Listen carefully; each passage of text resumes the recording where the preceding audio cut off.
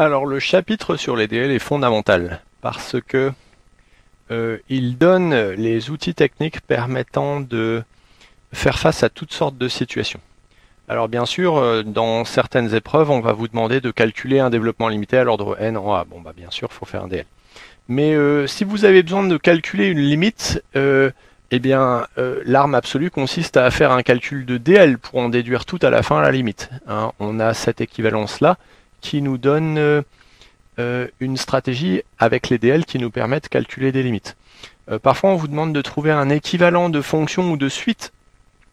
Et donc, encore une fois, ça se traduit en termes de développement limité. Et donc, on va chercher à trouver, pour notre fonction ou notre suite compliquée, un terme non nul plus quelque chose qui est négligeable devant ce terme-là. Et ça nous donnera l'équivalent tout à la fin de notre calcul de développement limité.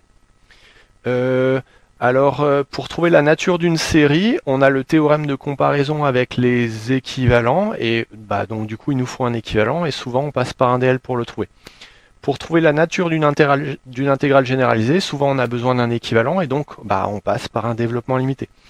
Ensuite, pour savoir au second semestre de CS1 si une espérance ou une variance existe, on a besoin de savoir, dans le cas discret, si une série converge absolument, ou dans le cas à densité, si une intégrale généralisée converge, et donc, encore une fois, on a besoin de savoir calculer un développement limité. Il y a certainement d'autres utilisations possibles du développement limité.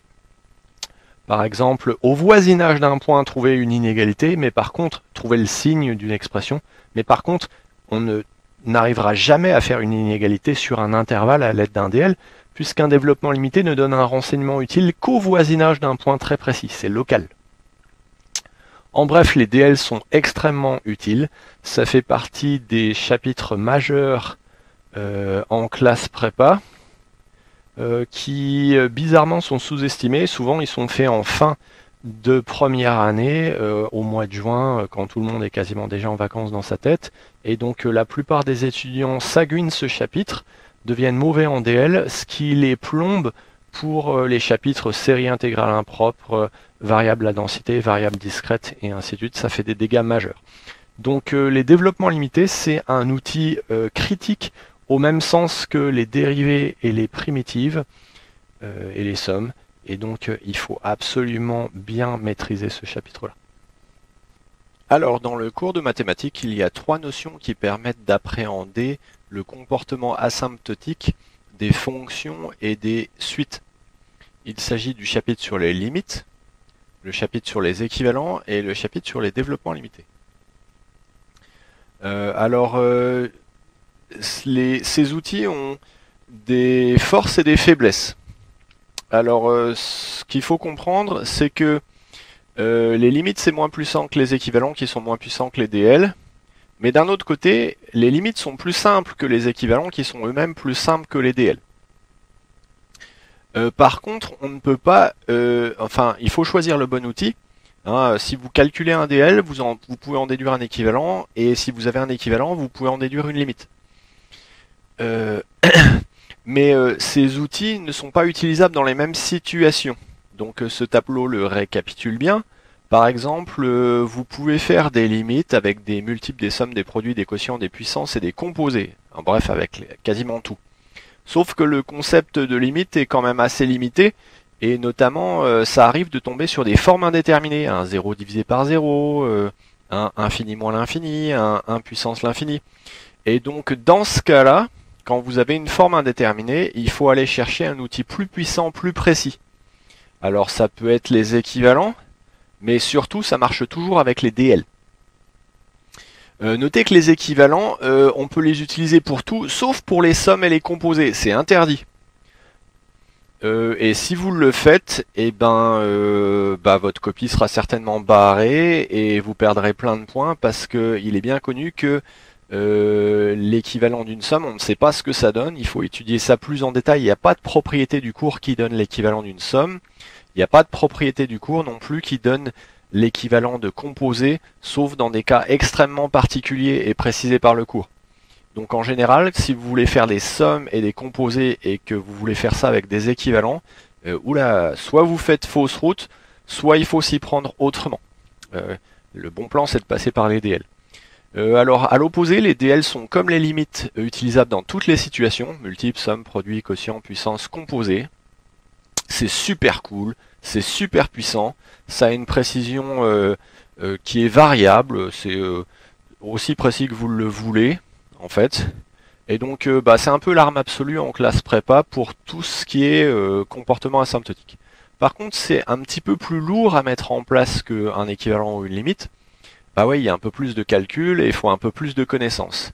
Et donc en pratique, ce qu'on fait, c'est que si jamais vous avez une forme indéterminée, bah bien sûr vous faites un calcul de DL, vous commencez par faire votre calcul de DL, et vous faites calcul de DL, calcul de DL, calcul de DL, et en général à la dernière ligne, vous en déduisez un équivalent si vous avez besoin d'un équivalent, ou vous en déduisez une limite si vous avez besoin d'une limite. Donc c'est comme ça que ça s'utilise.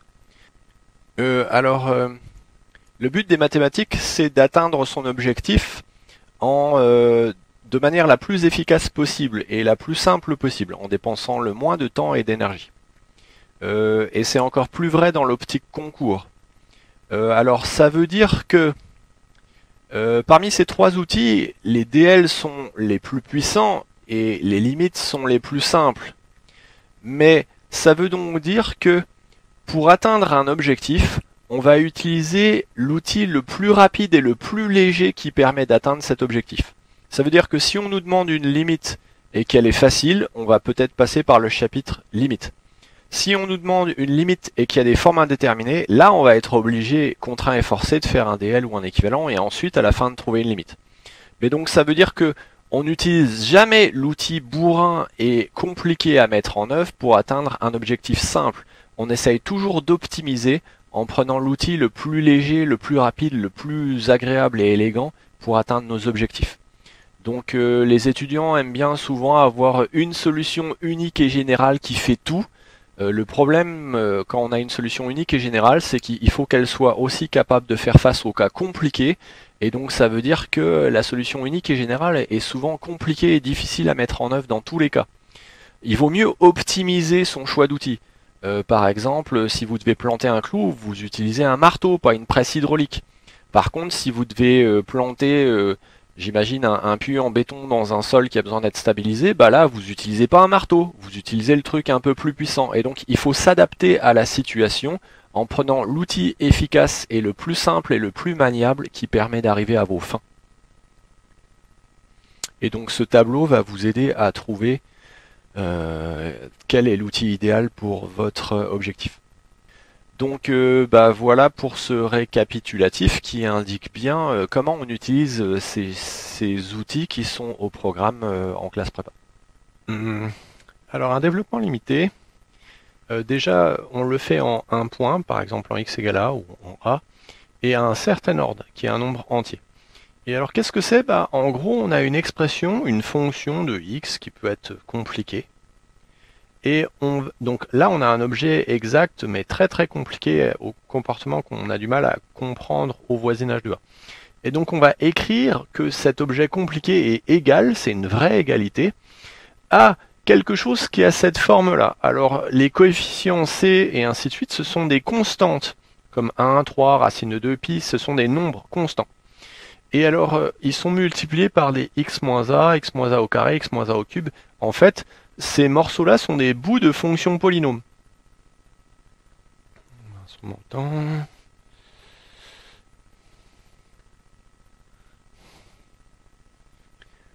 Alors, qu'est-ce que c'est qu'un développement limité en x égale a à l'ordre n?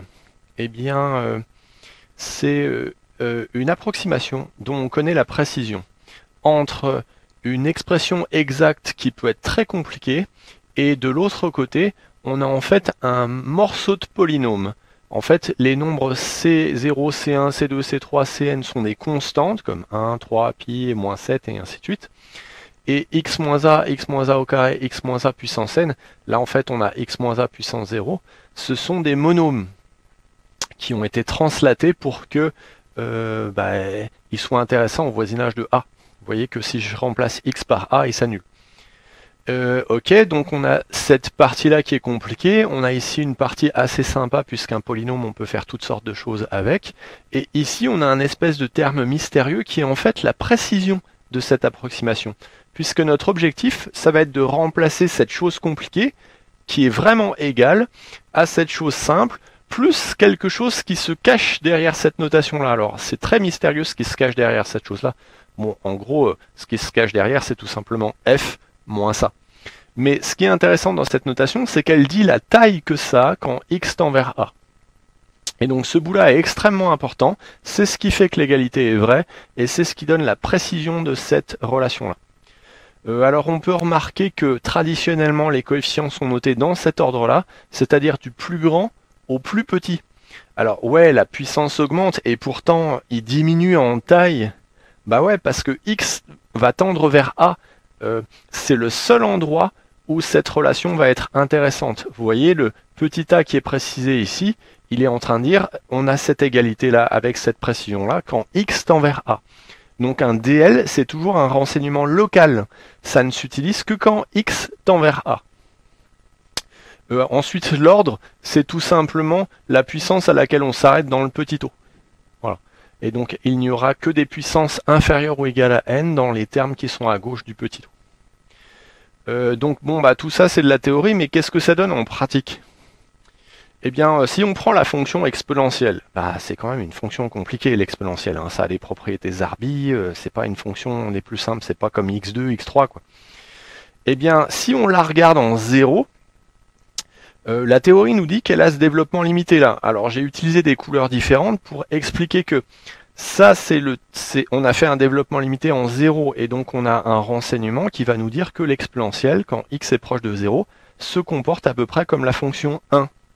Bon, que j'ai dessiné en vert ici. C'est quand même pas terrible comme approximation de la fonction exponentielle que j'ai dessinée en blanc, mais au voisinage de 0, eh ben c'est correct. Hein, au voisinage de 0, c'est bien connu qu'exponentielle de 0 vaut 1. Et donc elles se ressemblent, mais dès qu'on s'éloigne un peu, c'est moins top. Ok, eh ben, on peut augmenter la précision de cette approximation en augmentant l'ordre du développement limité. Si on fait un développement limité à l'ordre 1, on attrape 1 plus x plus petit o de x, et donc on est en train de dire que l'exponentielle de x, globalement, elle s'approche de cette fonction en bleu là. Alors la fonction en bleu, c'est la somme des deux. Et donc effectivement, elle passe au même endroit, et c'est la tangente. Donc bah ouais, c'est vrai qu'elle ressemble à sa tangente autour de 0, la fonction exponentielle. Mais bon, quand on s'éloigne, c'est vrai que c'est un peu moins top. Mais c'est déjà mieux que 1. Hein. Et donc du coup, si on augmente encore la précision une fois de plus, en augmentant n et en allant jusqu'à 2, tout d'un coup on est en train de dire, ouais, l'exponentielle au voisinage de 0 se comporte un petit peu comme ceci. Et donc là, j'ai dessiné le résultat en rouge, donc de la somme de ces trois fonctions-là, et vous voyez qu'effectivement, c'est déjà un petit peu mieux. Et donc la fonction exponentielle qui est Zarbi, en première approximation, on peut l'approcher par 1, puis par la fonction bleue, puis par la fonction rouge. Vous voyez qu'on a une approximation de plus en plus précise au voisinage de ce point-là de l'exponentielle. Alors bien sûr, de ce côté-là et de ce côté-là, c'est n'importe nawak, mais autour de 0, c'est de plus en plus précis. Et donc voilà ce qu'est un développement limité. En fait, c'est une approximation de plus en plus précise de quelque chose d'a priori compliqué.